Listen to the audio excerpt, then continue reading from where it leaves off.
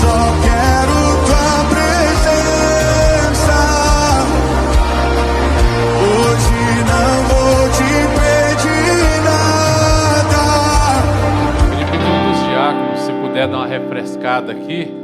O Ministério de Louvor hoje deixou o negócio aqui com 500 graus de puro fogo santo e poder, viu? Glórias a Deus. Irmãos, eu confesso para você que a régua espiritual está alta, viu? O Ministério de Louvor e o Ministério de Intercessão estão caprichando. Os irmãos que me conhecem há mais tempo sabem que o meu negócio é ensino, mas está difícil, viu? Eu acho que eu vou fazer igual aqueles homens que Saul mandou para prender Davi. Lê a Bíblia que você vai descobrir. Assenta um pouquinho. Perdão. Vamos orar, né? Depois você vai sentar. Deus querido, eu quero te louvar, engrandecer o teu nome, te agradecer por cada vida que se faz presente, por cada família aqui representada, meu Pai, porque quando nós chegamos aqui o Senhor já estava. Quando nós marcamos esse culto, o Senhor já havia decidido receber o nosso louvor, a nossa adoração. O Senhor já havia decidido falar conosco de maneira poderosa.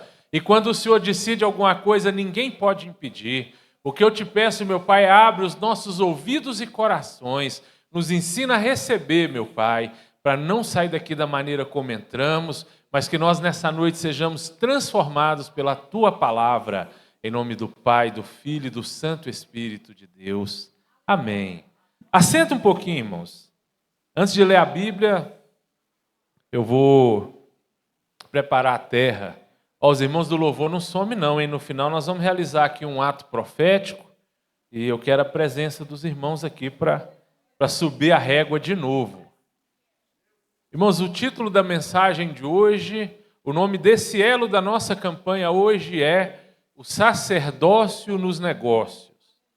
Então, antes do texto, eu vou definir o que é negócios, porque é a palavra mais abrangente que eu achei para abraçar uma série de coisas. Resumidamente, irmãos, nós vamos tratar nessa noite negócios como toda interação que nós exercemos no nosso dia, na nossa vida, que envolve questões materiais, ou seja, o seu empreendimento, o meu empreendimento, nós que somos autônomos, empreendedores, comerciantes, é um negócio, isso aí é claro. Agora, o seu trabalho, você que trabalha para alguém, é o meio de ganho do seu sustento. Então, ele se abrange dentro do escopo dos negócios. Trabalho, emprego, toda negociação, isso aí está fácil, a gente faz um negócio. Então, quando você compra uma casa, quando você compra um carro, quando você vende uma casa, quando você vende um carro, é um negócio.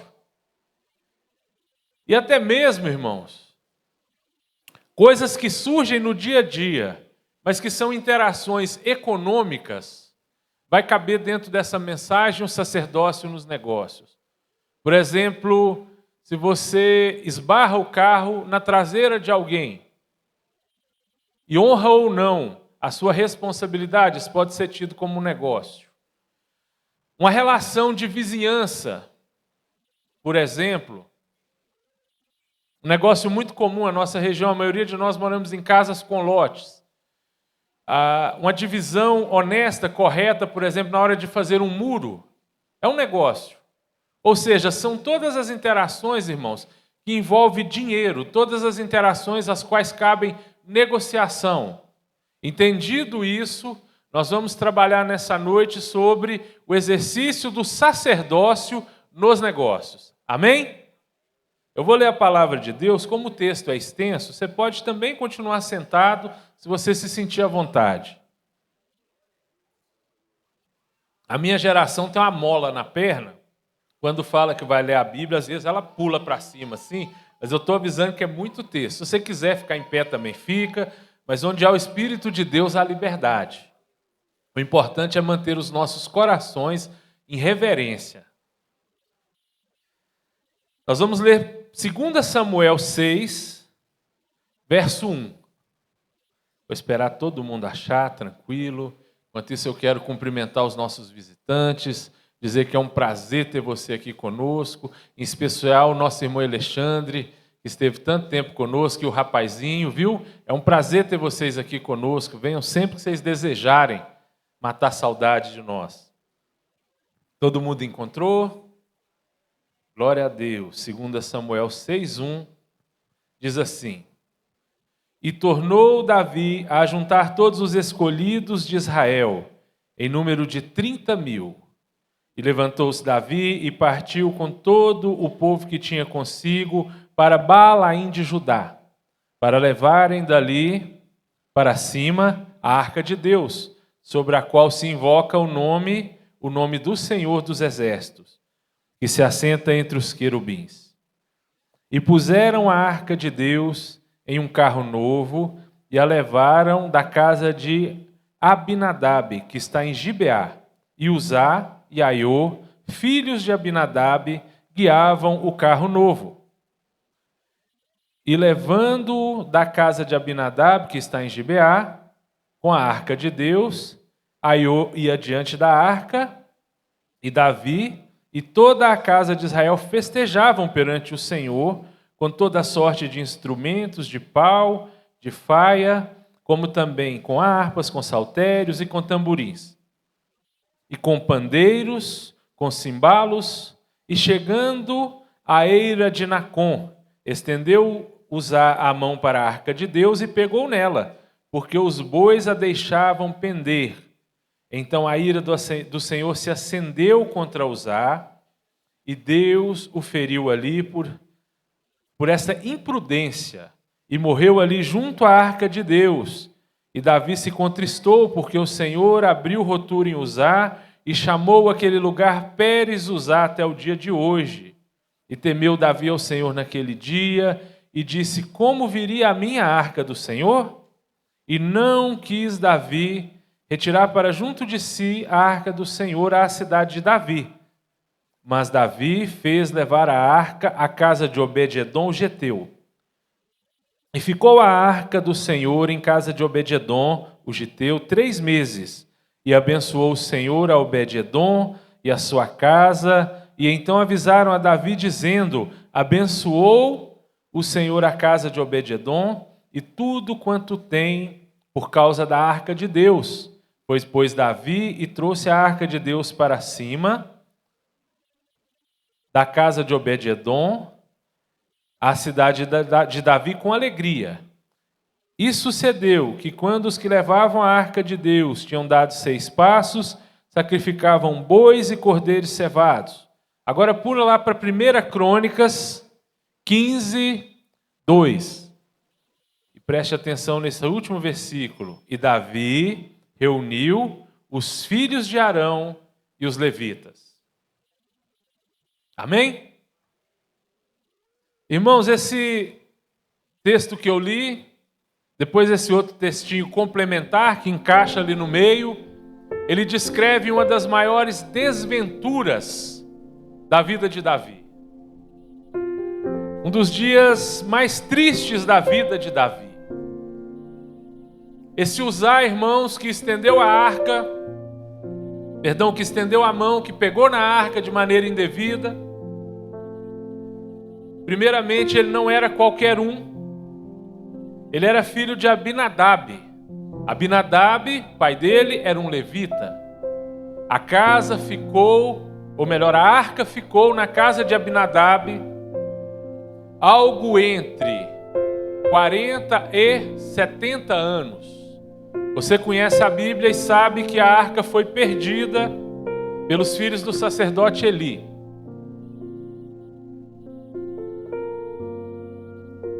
E aí ela viajou, foi parar na casa de Abinadab, e Samuel começou a reinar.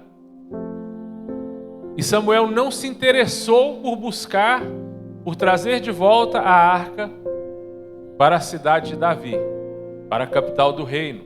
Samuel não se preocupou em buscar a presença do Senhor.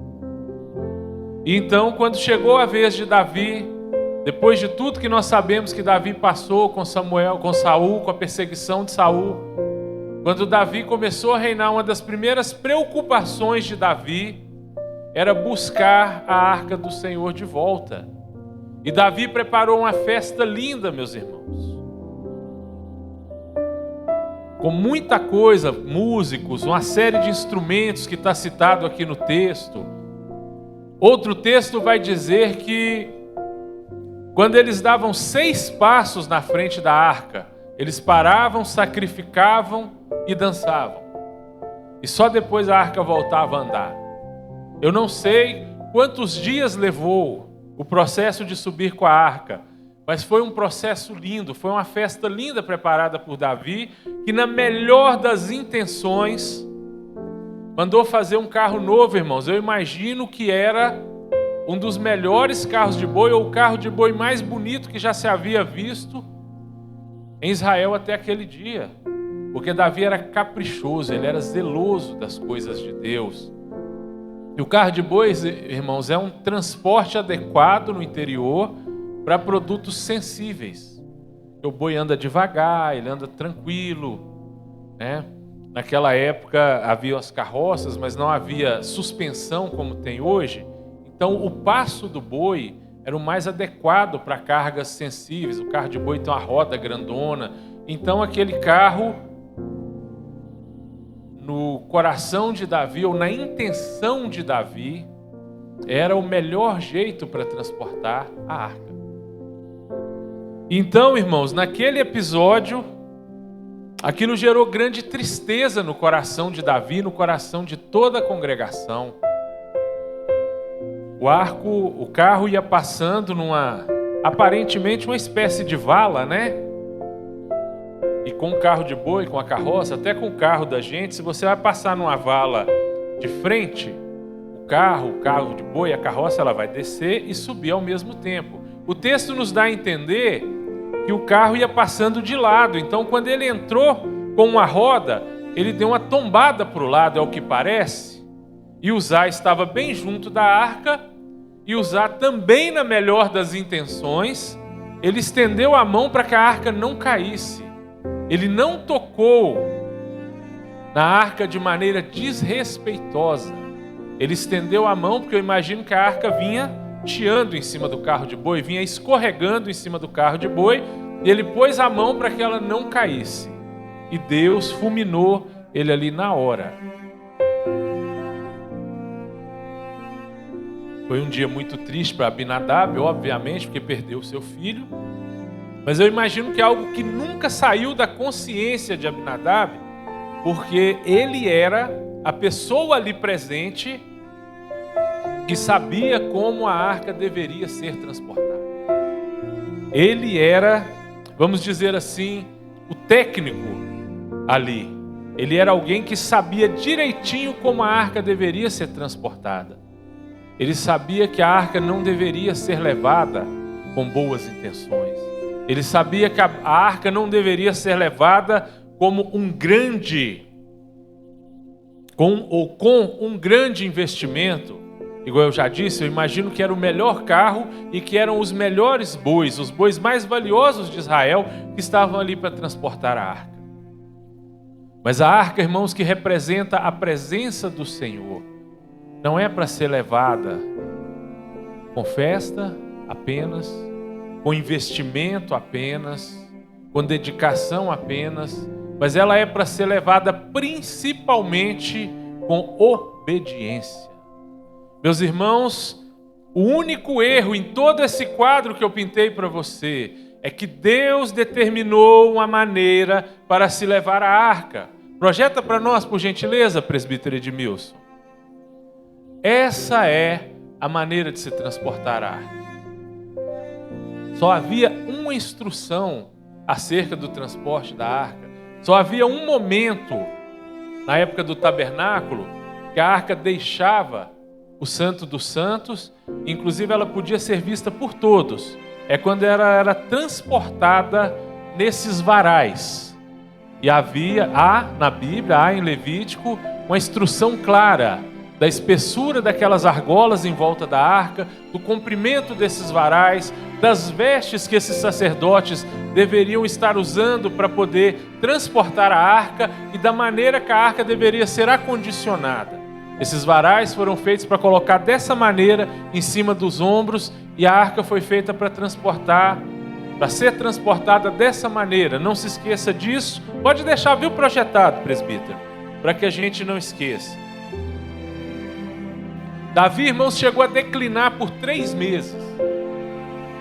Na verdade, ele desistiu, irmãos, de levar a arca.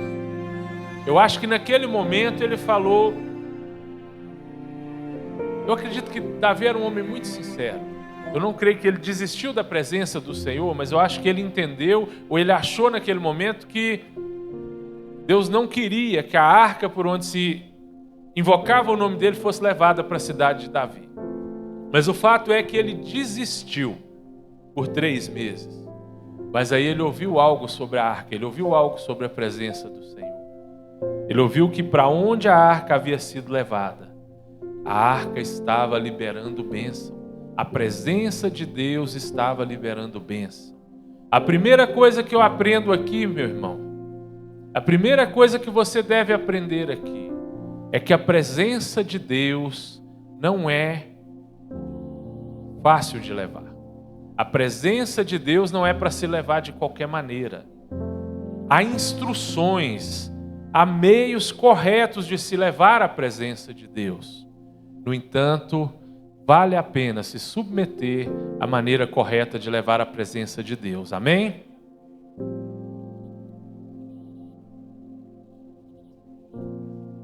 E onde que nós chegamos nos negócios?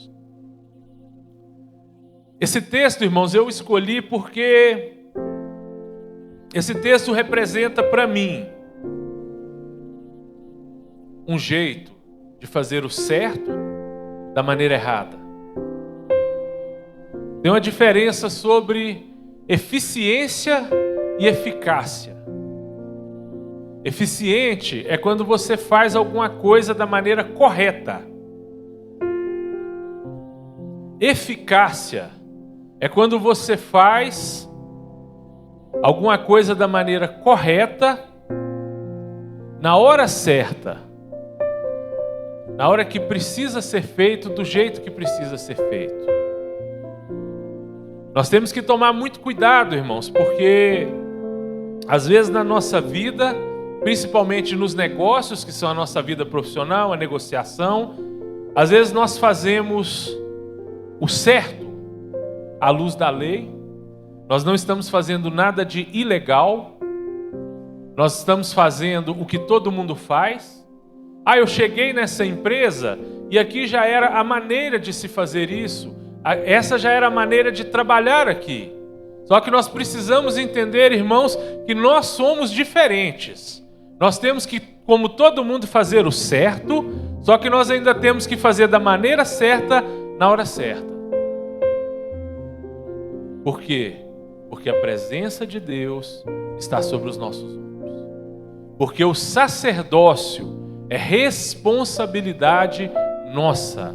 Levar a presença de Deus é responsabilidade nossa. Nós não podemos permitir que a responsabilidade que Deus nos atribuiu seja colocada sobre um carro de boi, seja colocada na responsabilidade de bois. Não.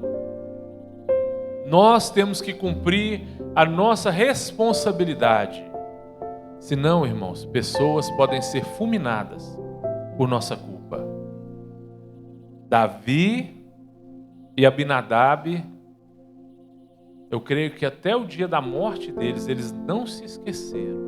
E porque eles decidiram, Davi decidiu, na verdade, porque Davi era homem sanguinário, era homem de guerra. Davi era um homem que, um profeta para falar com ele na autoridade de Deus, cortava a volta, contava uma parábola, porque falar com Davi não era brincadeira não, irmãos. Davi era um homem conhecido por um temperamento sanguíneo e por uma capacidade de guerra.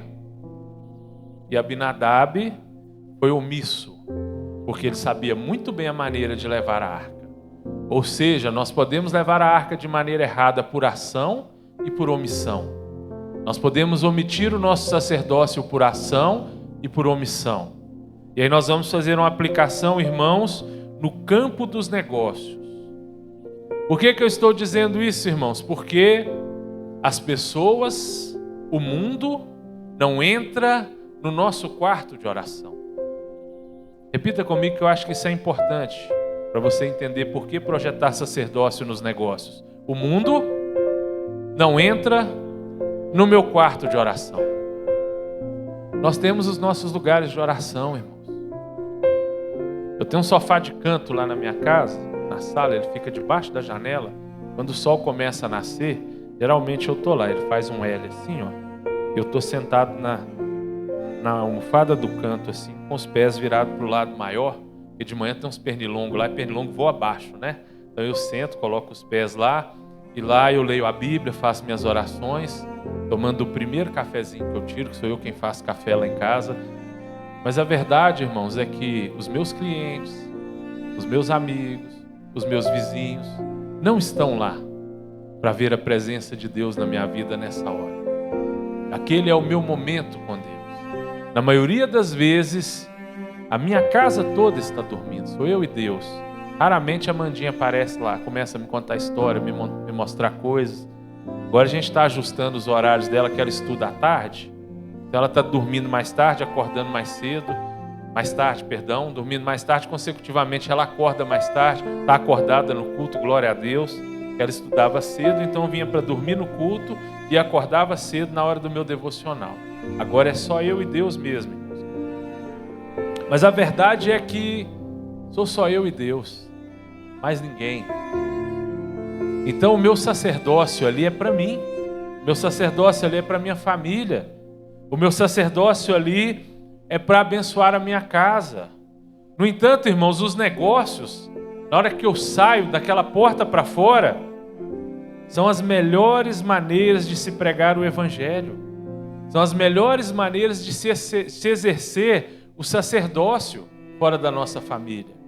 Nós passamos a maior parte do tempo que nós não estamos dormindo, nós não estamos em casa com a nossa família ou na igreja, nós passamos a maior parte do tempo nessas interações, as quais nós convencionamos chamar de negócios nessa noite. Que são mais ainda o nosso trabalho. É uma frase famosa que eu já citei demais, mas que eu acho que tem muito a contribuir com essa mensagem, que é: pregue o Evangelho sempre, e quando necessário, use palavras. Inclusive, aqui em cima, irmãos, eu já atribuí muito a Spurgeon. Pode ser que ele falou, mas ele copiou, tá? É do irmão Chico de Assis, quem conhece.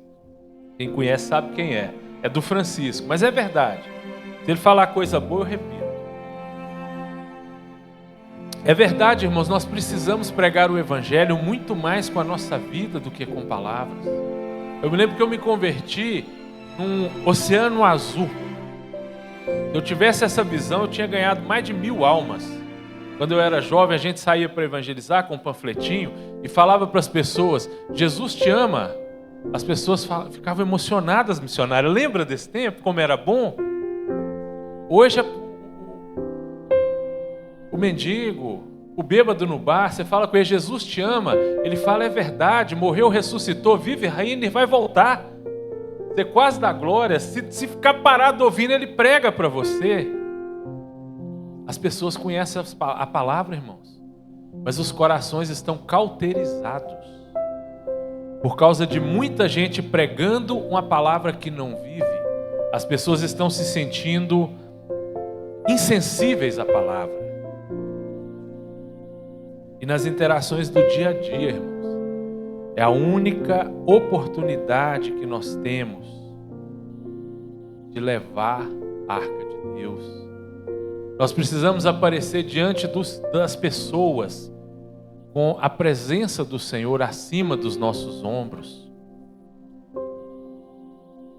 É um exercício, irmãos, que às vezes nos exige abrir mão de algumas coisas, abrir mão de alguns posicionamentos, abrir mão às vezes até de exigir justiça em algumas situações, abrir mão até de ser firme com as pessoas.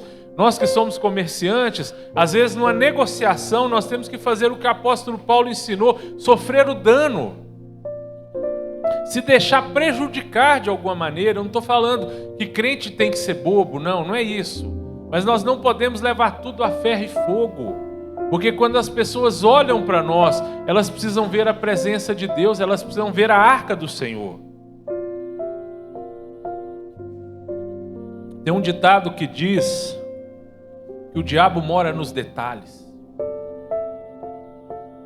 Para mim, o diabo mora no inferno, e para a glória de Deus ele está acorrentado lá, e acorrentado ainda perturba, né?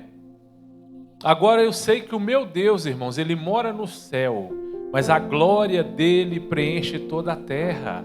E eu sei que o meu Deus está em cada detalhe, ele está na pétala da flor, ele está em cada gota dessa água, e ele precisa estar, ele precisa se fazer conhecido em cada interação, em cada contato, em cada relacionamento que eu desenvolver com esse mundo, principalmente com quem não serve ao Senhor. Sacerdócio nos negócios, irmãos, é sim orar, igual muitas vezes eu sento, oro pelos meus clientes, oro por uma mercadoria que vai sair para entrega, mas isso é o mínimo. Se eu orar e não der bom testemunho, se eu orar por uma mercadoria que vai sair para entrega, mas ela estiver atrasada ou defeituosa, a minha ação vai inutilizar a minha oração. Então a melhor maneira de exercer o sacerdócio, irmãos, é abrir as nossas vidas nas nossas interações, para que as pessoas vejam o fruto do Espírito.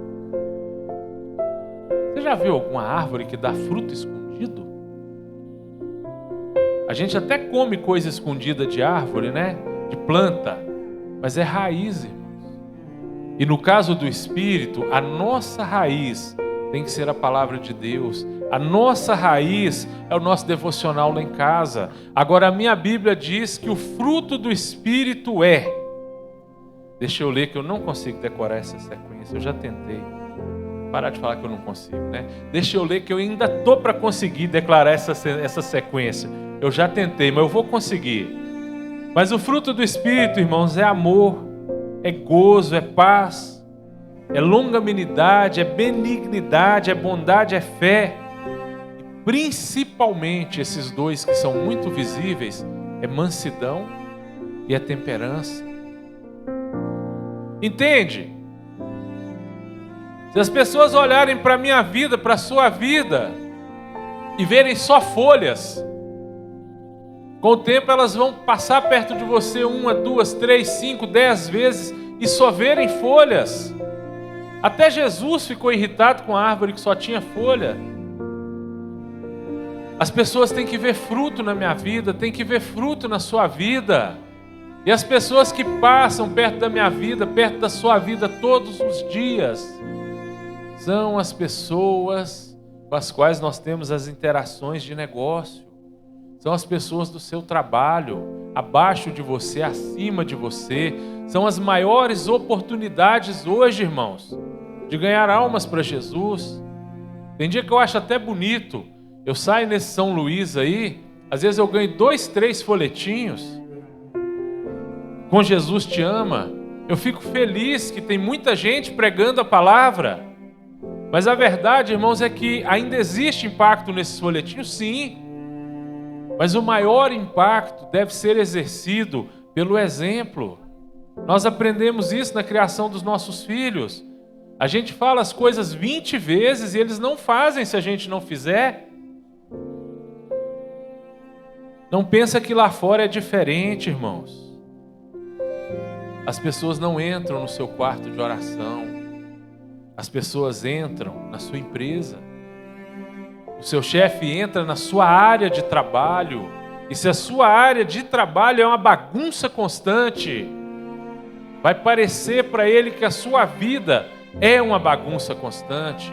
E quando alguém for para lá falar com ele do seu Deus, ele vai achar que o seu Deus é o Deus da bagunça.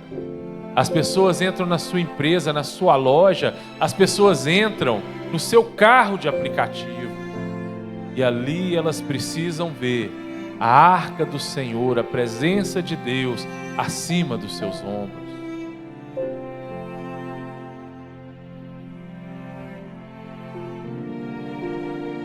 A presença de Deus tem vontade própria.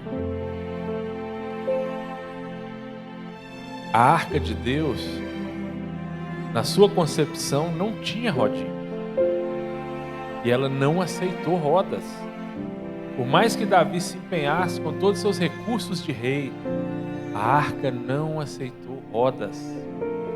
A arca não aceitou facilidade. A arca não aceitou um atalho. Nós brasileiros, nós temos uma tendência grande de buscar atalhos, de buscar um jeitinho brasileiro.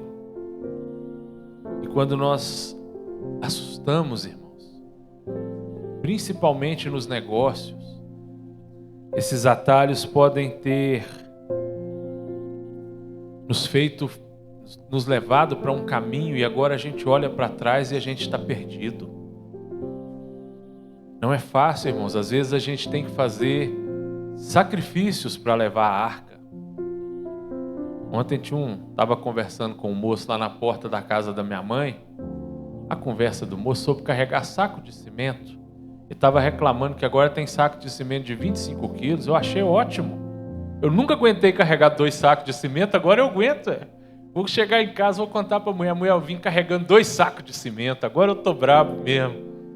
Tem missionária, meu avô tinha 60 e poucos anos. Estava ajudando ele numa construção de uma casa dele lá no São Cristóvão. Aí começou a chover. A gente estava com a casa descoberta, esperando o carpinteiro para fazer a forma da laje. E o cimento chegou. Aí a gente carregou o cimento para dentro. A laje era muito grande, a casa é grande, está lá até hoje. Eu acho que era 50, 60 sacos de cimento. Aí começou a chover. O tempo fechou do nada, assim começou a chover. Aí um vizinho de frente tinha uma loja, em construção também, mas a loja tinha laje. Aí ele deixou guardar os sacos de cimento. Eu vou contar agora, não é honra não, irmãos, mas a gente tem que contar os testemunhos e os testemunhos. Você precisa chorar com os que choram. Meu avô era um homem desse tamanhozinho assim, ó. E aquilo eu pegava um saco de cimento e ia assim, ó. Ele passava perto de mim carregando 2 assim. Tinha vezes que enquanto eu estava indo, ele ia e voltava. Dos 50 sacos de cimento, eu devo ter carregado uns 15 e ele 35. Agora fez saco de cimento de 25 quilos, agora eu posso carregar saco de cimento, né? Mas o homem estava na porta da minha mãe, contando, falando alguma coisa sobre saco de cimento, e eu pensei, que sacrifício carregar saco de cimento. Mas quantos de nós, né, já carregou muito saco de cimento, e hoje tem uma casinha para esconder da chuva e dá glória a Deus. As coisas valiosas da vida, irmãos, custam muito. Tem sacrifício envolvido, tem luta envolvida, tem dificuldade envolvida, mas nós queremos às vezes dizer que andamos na presença de Deus, que carregamos a presença de Deus na maciota, na facilidade, no atalho. É o chamado jeitinho brasileiro. Mas levar a arca de Deus, levar a presença do Senhor, exercer o sacerdócio nos negócios, na maioria das vezes, vai envolver abrir mão do jeitinho brasileiro. Vai envolver, irmãos, abrir mão mesmo quando já é cultura naquela família que você, naquela empresa que você entra para trabalhar, por exemplo. As empresas têm cultura, irmãos. E às vezes você vai chegar numa empresa e a cultura é todo mundo morcegar. Todo mundo ir para o refeitório, lanchar para ir embora, tomar banho, trocar de roupa, só depois ir bater o cartão. Roubando 15, 20 minutos dia após dia da empresa, irmãos. Isso é normal em muitos lugares, mas nós não somos normais. Nós não somos daqui. Nós somos diferentes. Para carregar a arca de Deus, irmãos, da maneira correta, nós precisamos abrir mão de muitas coisas. A vida cristã, irmãos, ela é uma festa. Os nossos cultos são festa. É maravilhoso. Um culto como hoje, igual eu falei, eu recebi o altar com a presença de Deus lá em cima. O louvor estava maravilhoso. Eu estou vendo na cara dos intercessores, no movimento dos intercessores, que eles estão realmente empenhados hoje. Porque tem dia que a gente não está, irmãos. Tem dia que não está bom. Hoje está bom. Hoje a presença de Deus está forte aqui. Isso é festa, isso é maravilhoso. Só que Deus recebe com alegria a nossa adoração. Mas o foco dele está nos detalhes. O foco de Deus está na obediência. Irmãos, festa, barulho, dança, Deus gosta disso tudo. Mas nada disso distrai o Senhor. Ele continua, ou as ordens dele, as determinações dele continuam valendo aqui durante o culto. Você está aqui oferecendo aquele louvor lindo, aquela música maravilhosa subindo, o nosso ouvido, e Deus está no mute, Ele está lá só cheirando. Sabe o que Ele cheira? O cheiro do meu e do seu coração. É isso que Deus presta atenção. E lá fora, irmãos, quando nós saímos das nossas casas, quando nós saímos daqui, vamos enfrentar o trânsito, sabe o que Deus olha? Ele não olha como você está vestido, Ele não olha se o seu carro é bonito, Ele não olha se lá naquela empresa você é o chefe, ou se você entrou agora, ainda vai crescer na empresa e está no cargo considerado mais baixo. Ele olha o cheiro do seu coração. Ele olha se a presença dele está acima dos seus ombros. Ele olha se a sua atitude, se a sua ação, se o seu respeito às lideranças da empresa, se o seu respeito às normas da empresa, às normas trabalhistas, ao horário, se isso tudo está glorificando Ele, se isso tudo está dando bom testemunho. Ele olha se a sua interação nos negócios, se quando você vai vender o seu carro usado, se você é honesto com a pessoa para a qual você está vendendo, se você fala a verdade sobre os problemas, pelo menos os que você sabe que o carro tem, ou se você maquiou aquele carro, se você pegou um carro com defeitos e maquiou para dar prejuízo daqui 100, 200, 1000 quilômetros, às vezes para um coitado, para um trabalhador igual a você, e você vira a esquina e fala, levei vantagem, e quando pensa que não, alguém é fulminado, porque você não levou a arca da maneira que era para ser levada. Irmão, sacerdócio não é brincadeira. Sacerdócio é coisa muito séria. A presença de Deus tem que ser visível, tem que ser sentida na minha e na sua vida a cada interação. Você já ouviu dizer assim, o povo fala muito isso, né? Eu faço 10 coisas certas. Isso a gente fala muito da esposa, inclusive, né? Da observação, do olhar da esposa sobre a gente. Eu faço 10 coisas certas e ninguém nota. Eu faço uma coisa errada, aquilo é observado por dias e dias. E assim é na empresa, né? Eu faço 1000 coisas certas, o patrão não nota. Eu cometo um errinho desse tamaninho e vira o assunto da semana. A glória de Deus se manifesta nos detalhes. Você não pode fazer uma coisa errada. Você é diferente. Nós não falamos para os nossos filhos quando eles falam: pai, deixa eu ir na festa porque todo mundo vai. O que a gente fala? Você não é todo mundo. Viu, Amanda? Você não é todo mundo. Não é. Deus está falando com você nessa noite, meu filho. Você não é todo mundo. Meu filho, você não é qualquer um. Meu irmão, vai ter dias que nós vamos viver no fluxo. Ou seja, nós vamos caminhar no mundo, no trabalho, na rua, e vai parecer que nós somos pessoas comuns. Porque vai ter dia que nós estamos tudo na mesma direção. Estamos indo no fluxo. Só que vão ter dias, irmãos. Eu gosto muito desse exemplo, que ele não é meu. Ele é do presbítero Fábio, lá do PTB, que caminhou conosco 5 anos. E ele deu um exemplo que eu não esqueço. Quando ele falou que o evangelho é uma contracultura, ele falou: irmão, é como se nós fôssemos um caveirão, aquele caveirão da polícia do Rio, de entrar na favela. Só que entrar na favela é fácil. Mas é como se nós fôssemos um caveirão daquele na contramão da BR. Lá a gente estava perto da BR, né? É como se a gente entrasse num caveirão daquele na BR, na contramão, tem dia. Tem dia que é só pancada, irmão. Tem dia que é só baque. E cai um para lá, cai um para cá, porque a gente é duro. A gente anda na força do Espírito Santo. Mas você vai olhar aquele caveirão para você ver, irmãos, ele tem marca de bala, ele tem amassado. Não é fácil não, ninguém falou que ia ser fácil. Davi, o rei Davi, o homem segundo o coração de Deus, ele chegou na cidade de Davi com a arca. Ele acabou de levar ela dançando. Irmãos, ele dançava com tanta força, com tanta alegria, que Mical olhou da janela do palácio e desprezou ele. Davi dançava, irmãos, e para declarar que a presença de Deus era o que havia de mais importante, ele se despiu dos seus paramentos reais. Ele tirou o manto de rei, tirou capa, tirou qualquer ornamento de rei que dançava, que usava, e ele dançava no meio do povo, ali no meio dos levitas, como uma pessoa comum. Davi se entregou quando ele estava chegando com a arca de tal maneira, Isaac, que Mical, que cresceu no palácio, com aquela pompa, com aquela circunstância, com estola sacerdotal para lá, vestes de príncipe, veste de rei para cá, Mical falou com Davi que ele estava pelado. Mical se incomodou com ele ter se despido daquela maneira diante de Deus. De tanta alegria que ele teve para chegar lá com a arca, mas teve um negócio, irmãos. Ele chegou com a marca, ele chegou com a ferida, por causa de um erro.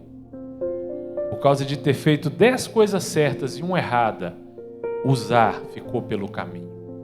Um menino bom, um menino bem intencionado, foi fulminado pelo caminho, porque Davi falhou no sacerdócio dele.